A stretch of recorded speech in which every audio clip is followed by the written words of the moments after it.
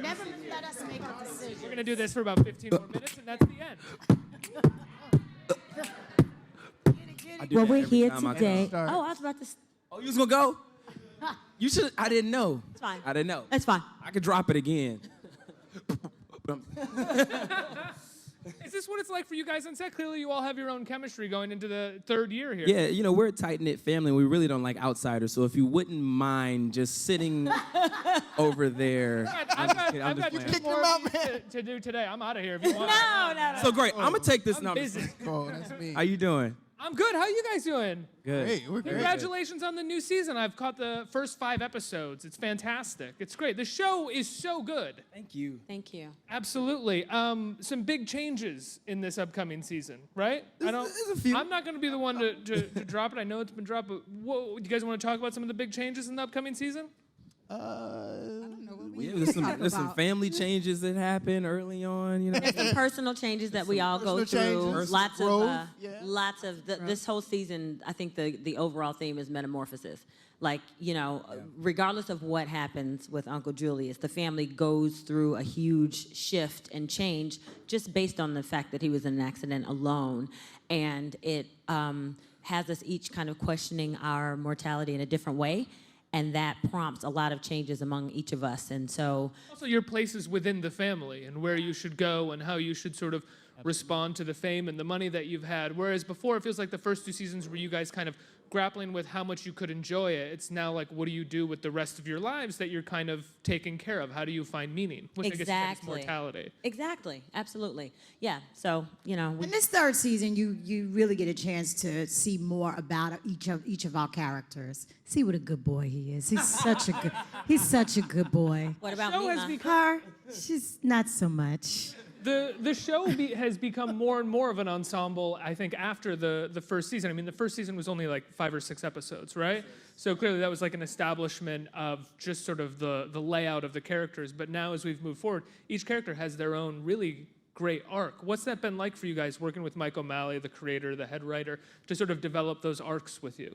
Just go around the horn. It's great. I think every season, after the first season, he calls everybody into the writer's room. We actually get to dialogue with him about things we like to see, you know, what's the word on the street. And, you know, not that he uses everything, but he has used quite a few things that we suggested. But I just think it's been fun. It's just been great in terms of we've watched these two couples grow. You'll see that this year. We kind of talk about the kids thing a little bit this year.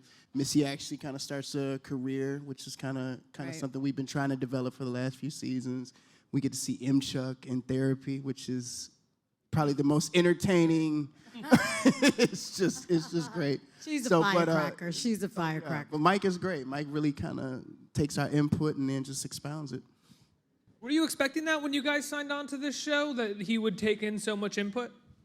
I wasn't. I mean, I'd never been on a show in this capacity, and then to join Survivor's Remorse, and he's very collaborative, as Rico was just saying, that the meetings we have at the beginning of each season, it's really cool when you open each script as you're going along and you're like, oh wait, that is something we talked about, and he actually used it. Like the Missy going natural last season, that was something I had said, you know, this is a thing. This is a real thing with women, black women, and I think we should explore it. And he was like, great. And a lot of that happens also this season, just with, like Rico was saying, with Missy and Reggie. I think it's so special to see this type of couple on television. What Survivor's Remorse is saying with this couple, just a young black couple who is in love, who is supportive, who are successful of one another. We don't get to see that. And so I love what the show is just saying about what we are as black people, particularly in light of where we are. And it's right so now. clear that Mike has an open ear and listens to you guys, because, I mean, newsflash, I mean, Mike O'Malley's a white guy. He's the former host of Nickelodeon's Guts. Irish white guy. And he lets you know that too. And I've talked to Mike. He's a great listener. I think he's one of the best listeners that I've ever interviewed before. He mostly wanted to talk to me rather than about himself in the show. So I'm curious, you know, as I asked, you know, is that something that you expected? But at this point, going into the third season, are you still surprised by how interested he is in your perspective and how much he can sort of define the show by your perspective rather than his own as an outsider? Absolutely. You know, Mike is a conversationalist, so most of the things that come up are just they kind of happen, you know, very organically, just in mid-conversation, and things that he's surprised by that he had no idea about, you know, or something, maybe it could be cultural or whatever. There's something that's kind of taken over, and he's like, wait a minute, this is a thing? Like, tell me about it. You know, he starts looking up videos, and then he may be 6 months late, but he feels like, you know, just hearing about it, he feels more current and connected to us as people, and, you know, and to the cast correspondingly. And I think that's kind of how we've been developing our characters personally, and then like our relationships, and like how this family acts amongst each other. And, you know, it's a discovery process for him and for us. I would say that the thing that continuously surprises me is what he does, like the way that he flips our ideas. So for instance, in season 2, I came to him and I said, you know, we got to do something with domestic violence. And I would have never thought about sibling domestic violence and making that a thing, but he's so creative in the way that he can spin an idea and make it something so unique. So not only do we cover things that tend to pop up in the media after we've shot them, when we have no idea that they're coming up, i.e. the spanking and the domestic violence, those things happen in the news after we did them, but he does them in such a creative way that even though you've seen the topic before on TV, you haven't seen it done the way that we do. What made you want to address domestic violence, or sort of what made you bring that up to him? It was there were several reasons. I had just seen a film about it, and I was just really mad.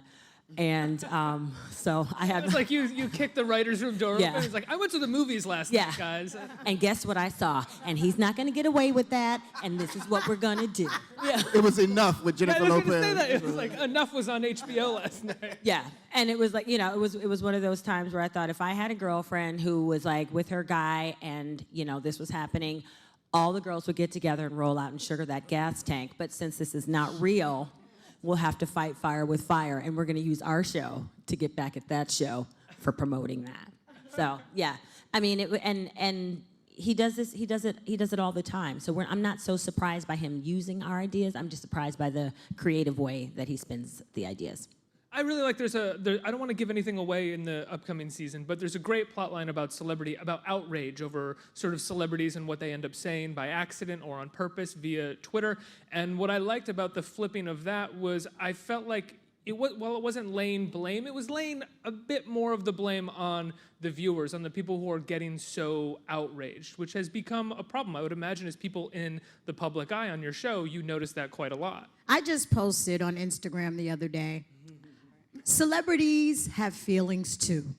And I posted that for a reason, because I'm very, you know, interactive with my followers on Instagram and Twitter and Periscope. And Periscope, yes. Oh, I'm Periscope. addicted to Just Periscope. met them. I was just on Periscope with her. But I think, you know, a lot of pressure is put on us as, you know, figures on television to speak our minds. We speak our minds constantly. We speak our minds in the writer's room. Like, there are certain things that we express that we want other people to know, and it's not just done through our social media. So I had to make it known that we as actors, there's a bigger picture for us outside of the set. I mean, we have a great cast of people here. Everybody on this stage is amazing on and off the camera. And we have a great team that makes sure that we keep the integrity of what it is that we're doing on and off camera. So we address a lot of things that this season, there's stuff that we are addressing that, you know, that comes up later. I promise you it'll be an issue later on. Like, we address very important issues, but we listen to our followers, we listen to the fans, we listen to what you say on Twitter. Like, we hear your voice, you know, so we want to be able to convey other people's stories. I think it's really interesting you say celebrities have feelings too. I agree. But I also think most people who aren't affiliated with the entertainment business in any way have this assumption about actors or people who live in the public eye that they do that because they are self-centered or egotistical or something, when in actuality it takes a lot of vulnerability to present yourself as a performer. And I think that in many ways is forgotten a lot of the time, and why people get so outraged by anything they say or feel the need that they can criticize a handbag that they wore in public or something that has nothing to do with We're not self-centered. How do I look? You look fantastic. Thank you. Thank you so much. I was so worried about this outfit. Okay, go ahead. She's good. We got it. I'm just playing. I think that Survivor's Remorse is hands down one of the best shows on TV. Thank you. I'll clap for Very that. much. Thank you. It's one of the best. It's one of the best written. I mean, the dialogue in the show is snappy. It's fast. It's back and forth. It's smart, and the show tackles issues in a non-preachy, really funny, smart way.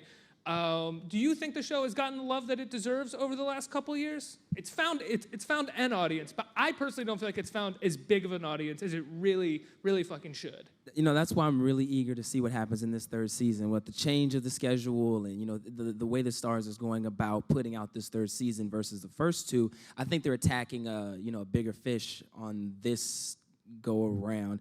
And there's something for people to latch to that they have not yet latched to. And unfortunately, fortunately, I should say, we've actually had a very positive, responsive audience and a very mature audience who can understand the messages that we're trying to put out. We've had a little bit of lashback, of course, but that's what happens in art. You know, Kanye West said, if you don't feel something from what I do, then I'm not an artist. And I feel that's... What backlash have you guys had? I don't know. Oh, man, we're back. Oh, man. Don't say it. All right. Man, I almost got in fights on the street. No, I have Twitter fights. Some of the social characters media Twitter have fights. said things that What'd you say? I said some of the characters. Oh yeah. Yeah, but we play characters who are learning how to be public figures. You know what I mean? So like we literally show them make mistakes so that people can see the mistake happen and see how it's worked through. Well, being so a public figure is not a natural thing. Even people who are born public figures continuously learn how to be a public figure. Most Right. people learn how to be a human being as they get older and grow. Imagine if that also you had to do that in public. That's crazy. Yeah, the older you get, you don't give a damn. I'm 47. I'm like, I don't give a damn anymore. It is what it is, you know? I always say my motto is, it's nice to be important, but it's more important to be nice. Absolutely. That. I remember when Mike O'Malley said he was talking to Maverick, and they were just kind of throwing around show ideas and storylines. And Maverick said, I forget what you know what? It was in your Cam's acceptance speech, not acceptance speech, when you first came to Atlanta, and you say, Mom, thanks for not aborting me. And I remember Mike saying, and Maverick thought that was, should we be saying that? And Mike said, he had a great point. He said, we have to show these characters as they grow. They're gonna make mistakes, they're gonna say things that they shouldn't say, and it's important that we give them some place to grow. And I think you've seen it, like over the first, second, you really see it in the third season. Like the process of Cam maturing has been something to watch, and we've all just kind of sat back and just, enjoyed it. So it's like, with the characters, they say dumb stuff, and, I think first season I said something, and a guy on Twitter called me out for saying it, so I go back to him and actually was very apologetic because I didn't even want to say it. And I was like, hey, look, man, I told him when I read the script, man, I don't want to say this, and actually fought to say something different. And we did 2 takes, and of course they used a take that, I hated. But anyway, it was Mike kind of put me to the side and say, you can't engage every fan that's offended by something that we say. It's not you saying it. Just remind them that this is Reggie Vaughn as a character, as Missy is, M. Chuck, Cam, and our cast, and we gonna say some dumb stuff sometimes. But the whole point is over the course of the show, what we learn, and we kind of start to reel that in. M. Chuck might not, though. She might probably just not. stay I'm probably not. wild out the whole time. Proud of just being the I'm gonna one stay who who I am. Yeah, yes, you should. We don't want you to change. Well, Trying. It's not because she wants to. It's because she was court ordered to. She don't want to go to prison. No, this is not voluntary. But no, it does affect her, and you do see some growth in her this season, which I'm really proud of and somewhat surprised by. And she uncovers some very interesting and jaw-droppingly shocking discoveries about who she really is. Yeah, and I think it's kind of it's an affirmation to the talent that's on the stage. The fact that people get so upset, it's like they think it's real, and it's like, my name's Erica, right? It's Erica Ash, not M. Chuck, and I don't really feel that way. And if I did, I wouldn't say it out loud. These are actors, guys, not the characters from the show, just in case you didn't know. And a lot of times we don't even know what's going to happen.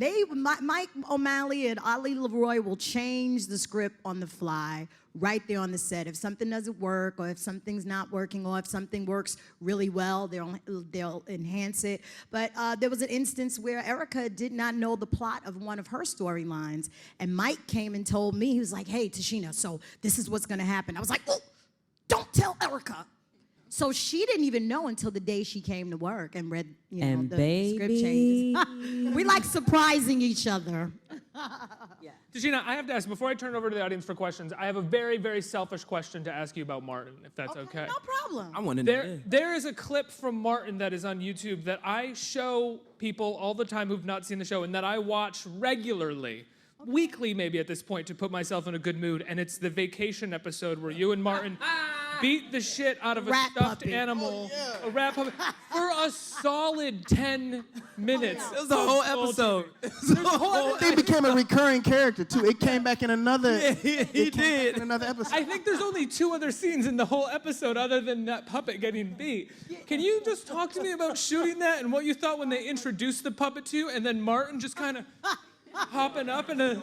I'll tell you this. We had also there's the crew. The crew in the background, there's other people that make this happen. We had an amazing crew on Martin. Tim and Ray was our prop masters, and they would always come up with these different things because Fox didn't want to pay for real animals. They was like, no, we can't afford it, I was like, okay. So they came up with the rat puppy. We made, called it the rat puppy. Martin has the uncanny ability. You never know what he's going to do. So they just let the cameras roll. And dude, after 10 minutes of fighting that damn rat puppy, we both were sweating. All of that whole scene was improvised. I feel like every you bit guys of it. shot that and they had to go and then just cut scenes from the rest of the episode because you guys took that for so long. Yeah, he and I mean, when he threw it at me, so when he threw it back, I was like, yeah, roundhouse. It was just, I had so much fun doing Martin. I really did. And thank you for even remembering that scene. You get caught in the doorway, you throw it out of the doorway, you think it's over, and then it gets thrown back at you. And I think that happens 2 more times where you throw it out. I'm like, who's the guy outside the door who's Tim and waiting Ray. and just like throwing the rat back in the room? Tim and Ray. We had great, it takes a village. It really takes a bunch of people to make great shows happen. Survivor's Remorse is another great show that years from now, I'm gonna be so proud of the show. Oh, even more. absolutely. We're a slow burner. Not a lot of people know about us. Tell a friend. But this is a great show with an amazing cast of people. And God has blessed us to do what we love doing, which is acting and, admitting some really, really good characters. So just thank you for your continued support, because we need it. It's a show. Absolutely. Thank you. Feel free to cheer. It's a show that is a great representation of what people refer to is a cliche. It's cliche now, but as the golden age of television, this is a show that fits within that idea, and I unfortunately think it doesn't get talked about in those platitudes, and I really think it should. And I'm not exactly sure why. It's a really thoughtful, really deep comedy that there's very few like it. We're gonna take you on all our little panels. Right. Let's go. Let him answer all the Time questions. you get off, man. We got a couple more of these. We might need to. You got that Martin clip playing for me. I'll go anywhere. I'm walking. Let's turn it over to the audience for some questions. Hi, everyone. Hi. Thank you for Hello. being here. What's going on? Looking forward to the show. So this question for you, Tichina. So which Being that I'm the oldest of the group. No, it doesn't do with it. So which character was more challenging for you, Pam or Rochelle on Everybody Is Chris? And which one you think will win in the fight? Okay. That's a good question. What was the last part of you said One fight? would win a fight. Which one would win in a fight? If Pam and Rochelle fought. Oh, boy. Pam kicks everybody's. I think Rochelle would win that fight. She was older, more, finessed, I guess. But, I think playing Rochelle was a little harder for me. It was an opportunity of a lifetime working with Ali Leroy and Chris Rock, of course. And playing that character, I was still a new mother. This is the first time I was like, oh my God, I gotta play a mother. I'm gonna play a mother for the rest of my life, as you can see. Now I can't get out of playing mother roles. But Rochelle was harder than Pam. Pam was a little closer to who I was. Rochelle, I put a little bit of my mother, my grandmother, and my aunt, the 3 women that raised me. My daughter was only a 1.5 at the time, around 2. So I was a new mother. I didn't really know how to, I just had to bring it back the past of how my mother raised me. So Rochelle, she was harder, but a lot more gratifying to play. Next question. And Rochelle would win the fight. My question is for everyone. How does it feel to work with LeBron James as a producer? You can clap. We got a Cavs fan in the house. Thank you. We got a Cavs fan in the house. You. Go Cavs. Smallest amount of people that have ever clapped for LeBron James, ever. right? It was a singular thing. Honestly, LeBron has this energy, this aura that he kind of walks into the room with, and it elevates you to a place that it kind of makes you want to match his greatness. So being on this show, like we kind of have that. I know I do have that in the back of my mind. I'm like, if LeBron is winning championships, like you know what I mean? Like we got Game 7. This show got to be like a championship kind of show. You know what I mean? And that's how I feel about it. They act like starstruck little puppies when they see LeBron. I know I did. I know I did. This is LeBron I know I fan, did. When I first saw him at the premiere in LA, I was just in the cut. And he actually called me over to take a picture because we was about to do a group picture. I was like, no, I'm going to just fall back. I don't want to. You're in headlights. But I've been watching him since he was in, high school, St. Vincent, St. Mary. But I actually got to do a scene with him, was the second season. And we flew up to Cleveland to do the scene. And I tell everybody, it's like, when you get a few minutes between setups and you say, like, you got 15 minutes, LeBron, you can go do, go take a break. And, like, when he gets up, like, this energy gets up, and then it just moves through the room, and people just naturally get out of the way. But, man, he's just so cool and so humble to say he's one of the best players on the planet, especially right now. But he's just so humble, his family, his entourage, Randy, he got a real deal entourage, and but everybody was so nice. But he's a pleasure. He's an absolute pleasure to work with and work for. Yeah, you got a chance to do a scene with him. I didn't get a chance to do a scene with LeBron. I did, but they got to go to the game. We didn't get a chance to do a They got scene, courtside but, playoffs tickets. Yeah, my feet were on the court. Yeah. And it was pretty nice. 'Cause and we then had to work. afterwards, don't forget about the locker room They passes. got to go in the locker Locker room. room press passes. conference and all that. And, Pictures with LeBron, Tristan. personal picture. Whatever. Whatever. It's a proud moment. Proud moment for me. Check out my Instagram. It's up there. If you're not following her already, follow her. Look at that stuff. Boom.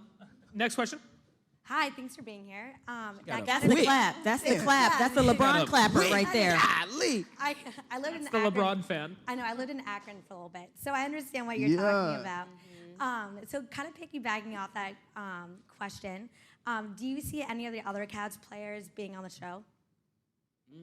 I can see Tristan. I see them trying right Yeah. now. Well, J.R. Smith. Here's the thing with that. I mean, it sounds great to get them on there, but when we bring up people to Mike O'Malley is like, well, can they act? Oh, yeah. You know yeah. what I mean? Like, yeah. he don't care who you are. It's not Yeah. about making cameos. We're not that kind of show. Like, if you can't deliver to the Survivor's Remorse standard, It ain't you're not even happening. going to be considered. So, like, and I appreciate that. It's a quality project that we're working on here, and we don't want to taint it by trying to just put in some popular faces. It's not about that, but I don't know.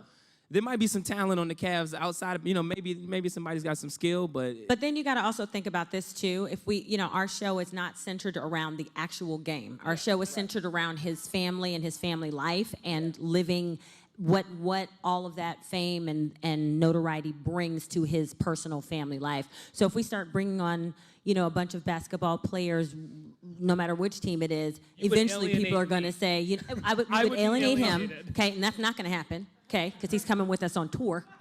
No, but we would, eventually the fans would say, okay, all these basketball players and no games, why? That's not what the show is focused on, so. You're into stunt casting. You don't want to stunt cast. I could see JR getting on there, though. JR is a All character. day. JR's a character. If he keeps his He shirt gonna on. show up shirtless for sure. Like, I like that the with the women- fresh Shirt. tat. Like, yeah, I just got this one, Cam. right here. No, it's more like I just got. Wait, where is it? Dang it, I can't. I like that I'll find the, it. the women of Survivor's Remorse are like, let's protect the integrity. It's not a basketball show, it's a family show. And the guys are like, I think we can get a couple basketball players on the show. Now. I think we a couple more could. we could get on there. Right. I think we have time for one more question. How's it going, guys? Hi. Over here. Has it gotten easier for you guys to film the show in terms of those, like the challenges of playing your characters, or do you think that the responsibilities and challenges has grown over time? It has Hasn't not gotten easier. No. It ain't getting no easier. harder. It's getting harder, if anything. Always liking it to like once like a basketball coach sees that you can hit like a 3 from like wherever, half court, whatever the case may be. Now they designing plays for you to do it night in, every night, every game. So I think all of us, our workload is just. No, I'm gonna say RonReaco literally has. One time you had damn near 6 straight pages of dialogue. I mean, No break. no break, like just dialogue. And I don't know. It's like that movie, that scene in Amistad with Anthony Hopkins, and he does that one scene that it's like probably 10 pages of dialogue. This man does that every show. Give RonReaco a hand. This man works his butt off. Jessie works his butt off. We all I mean, do. yeah, We all it's do. You've had a lot of that this season too. We all, everybody, man. See, I'm your getting monologue older. in the You know, therapist's I'm like- office. is- This ain't the kind of show where they'll give you a cheat sheet or like an easy way out. There's none of that. They say, so we want to shoot it as one. Yeah, no cuts, no I'm nothing. looking at the pages like, okay, all right. Okay, wait, so past page 4. Yeah, hold on. dry. Past page 4. Dry. Well, I'm Okay. curious, Teyonah, you're coming from doing a movie that was only verse with Chirac. So when I kick up this next beat, you got to kick the freestyle because obviously you got bars. You'll be waiting. Bro. When you came back, was Mally like, oh, we're gonna give her some challenges now? She's clearly up to snuff with this. I mean, I think Missy's certainly grown. We get to see a lot more with her and who she is outside of this family, who she is as a woman, and also where she fits with the family, but also with her husband and the life they're trying to build. So yes, this season, it is a lot more for me to dig my teeth into with Missy and really figuring out what that is. Well, man, I guess I tried. Working them comedy chops. A little something. Guys, I love Survivor's Remorse so much. Thank you so much for being here. It premieres July 24th, right? Yes. All right. Beatbox. Watch us tweet with us. We live tweet wait, on oh, both Yeah, codes. yeah, both Here we codes. go. Come on. She was. Oh, I she was messed rhyming that for up. it. Oh, no, you good. Go ahead, go Are ahead. We're just doing the outro. We need doing theme the music. outro. Yeah. I'ma tell you that my name is T, and I'm sweet as can be, and I'll rock you very vicious. Okay, yeah, no. Yeah. I was like, wait, what happened? I was like, what? Yeah. My mic went out Yeah, at one point. You know the mic. I was like, wait, what happened to the beat? Thanks so much, guys. Thanks for being here. Thank you.